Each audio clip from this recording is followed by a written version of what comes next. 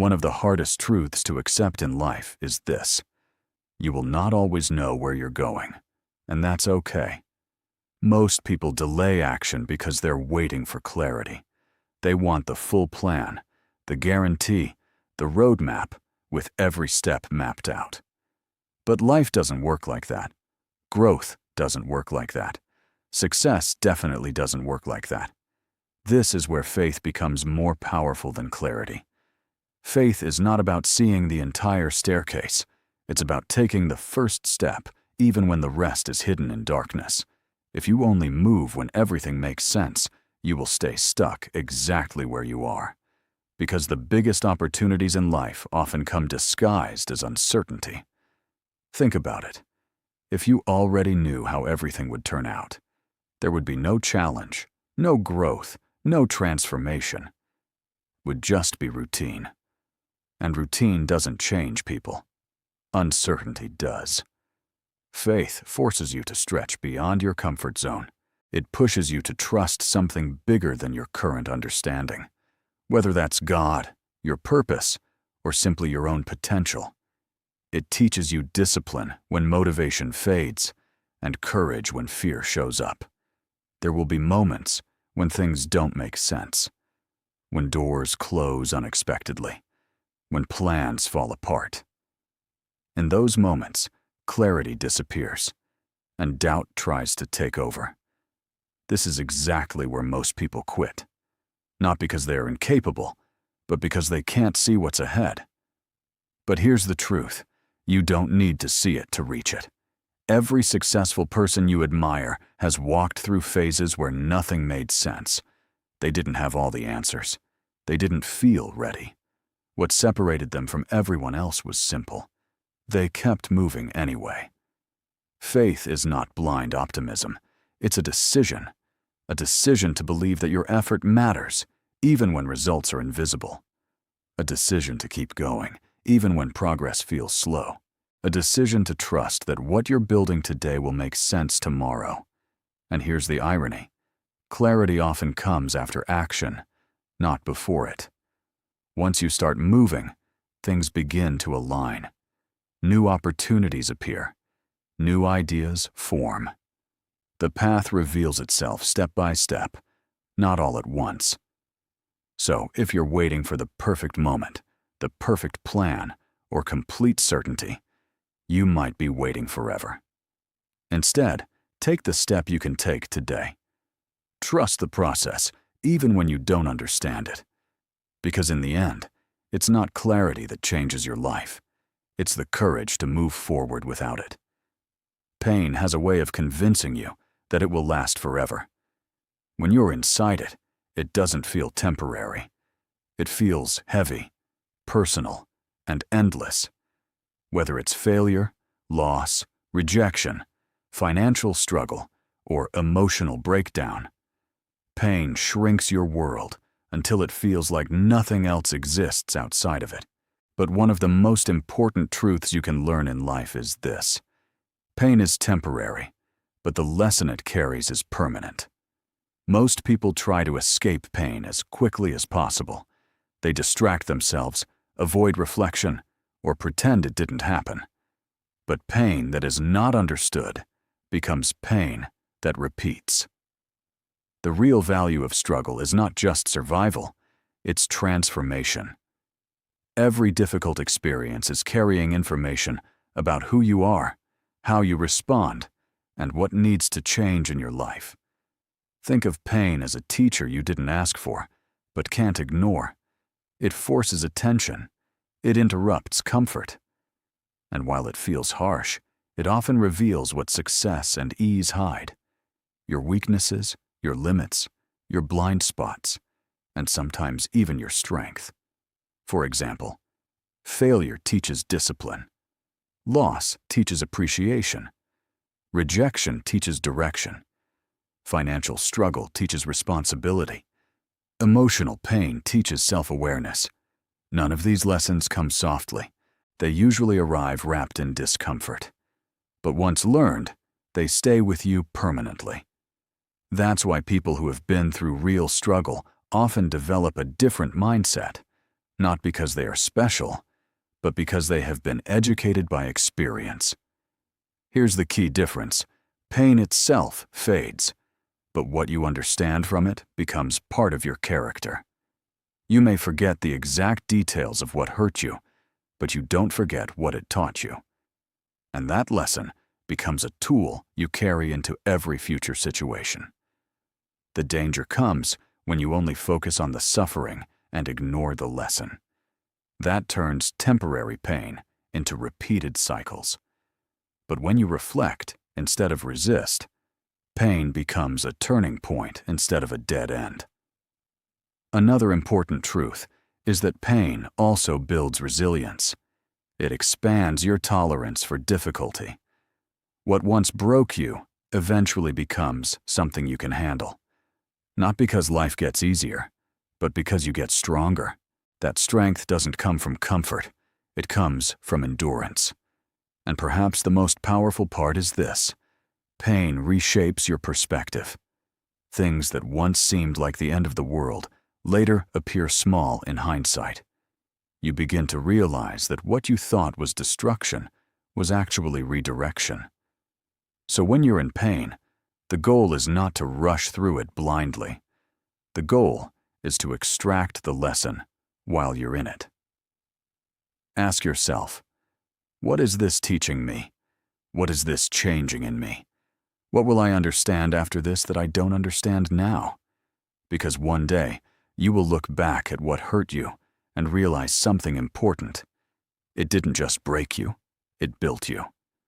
And that's why pain is temporary, but its lesson stays with you forever. One of the most misunderstood experiences in life is when something doesn't work out.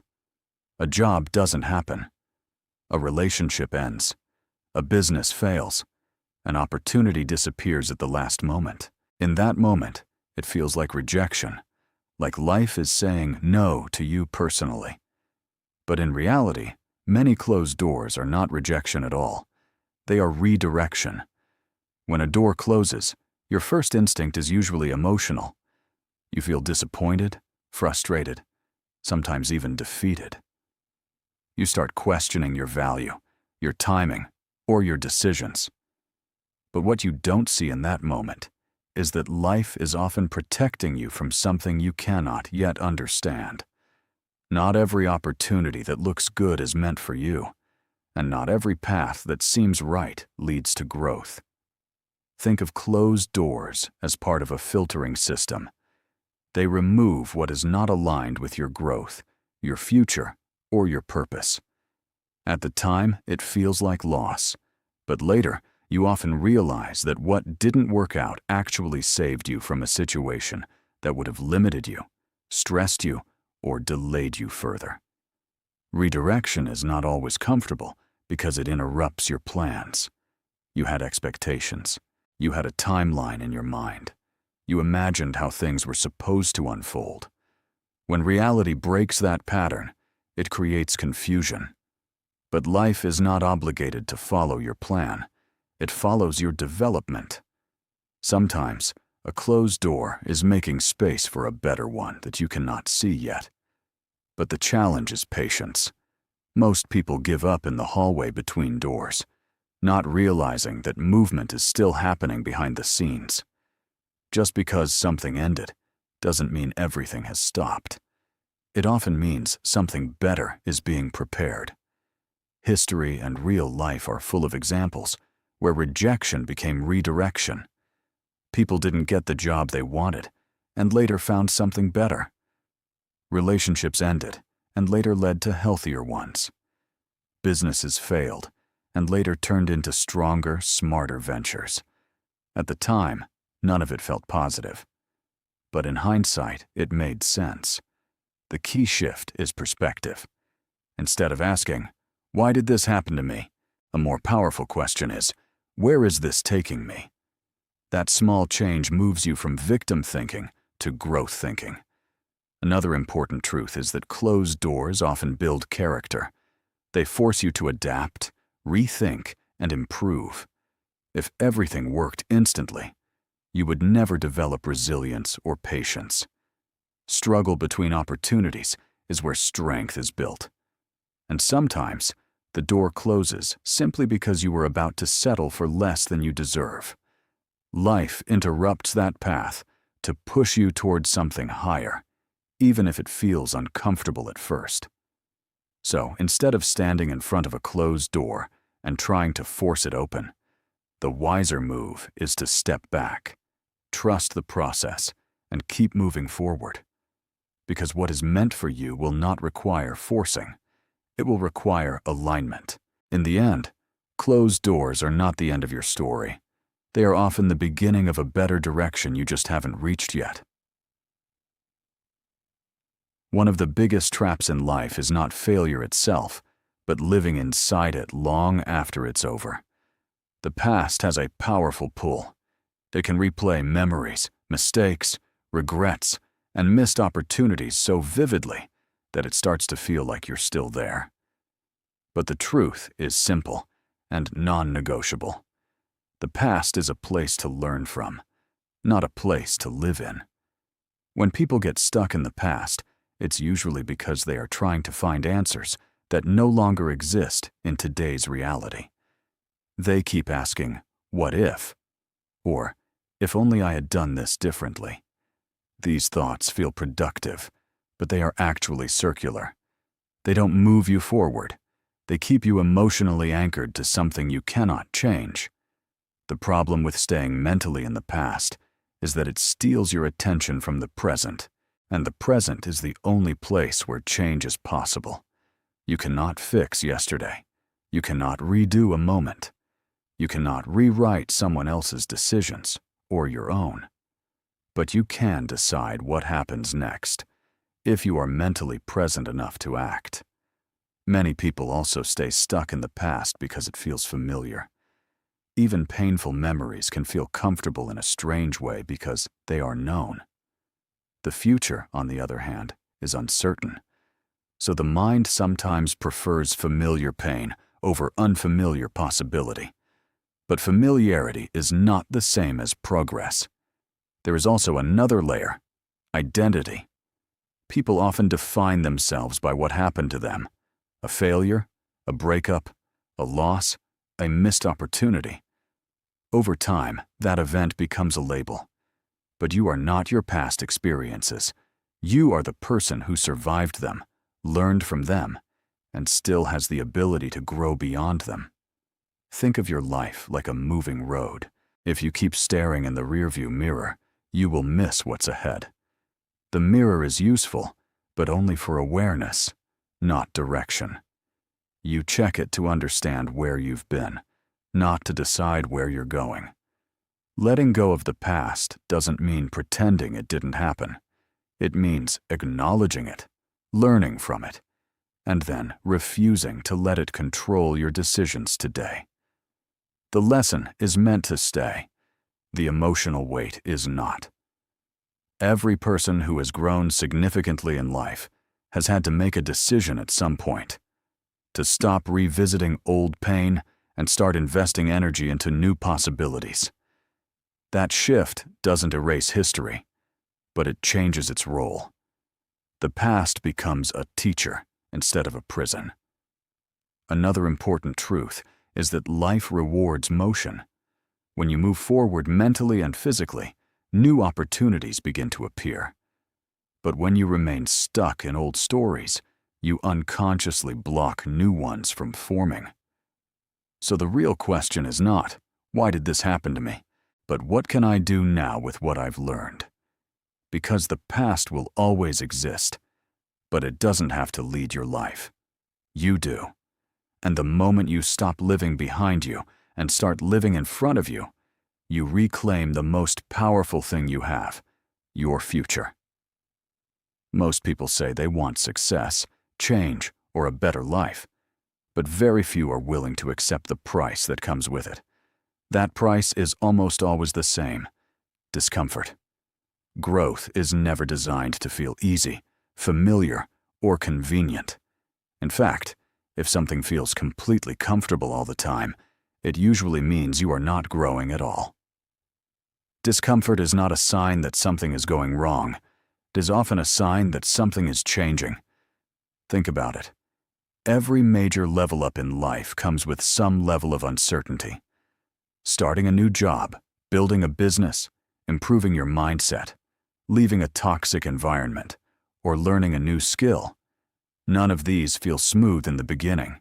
They feel awkward, stressful, and even overwhelming at times. That's because growth forces you to step outside your known limits, and the mind naturally resists that. Your comfort zone is built from habits, routines, and experiences you can predict. It feels safe because it is familiar, not because it is better. But nothing new ever comes from staying where everything is predictable. The truth is simple. Comfort protects you, but discomfort develops you.